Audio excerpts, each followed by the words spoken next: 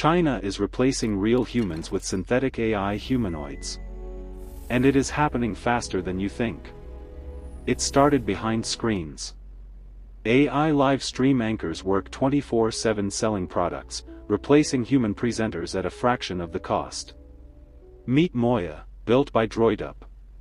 Standing 5.5 feet tall, she features human body temperature and mirrors facial expressions in real time. Underneath her skin lies artificial muscle padding and a biomimetic spine, keeping her skin warm between 90 to 97 degrees Fahrenheit. Her developers claim a 92% natural human gait accuracy, making her walking posture disturbingly lifelike. Hidden cameras inside her eyes track your face and expressions, mirroring smiles and nods to build instant rapport.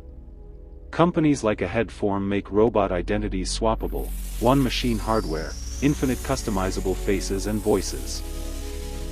RealBotics delivered Vinci, equipped with long-term memory to recognize returning visitors and recall past context.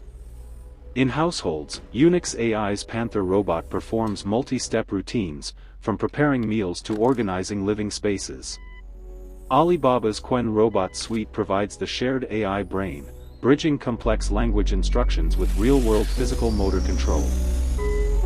At border checkpoints, UBTECH Walker S2 robots manage passenger crowds, answer customs queries, and inspect cargo manifests.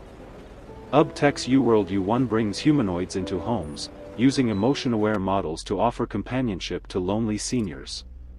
With 3D face reconstruction and voice cloning, these companions can replicate specific loved ones or missing family members. While technology continues to evolve, the threshold for automation replacement is dropping as costs become cheaper. The era of synthetic humans is here.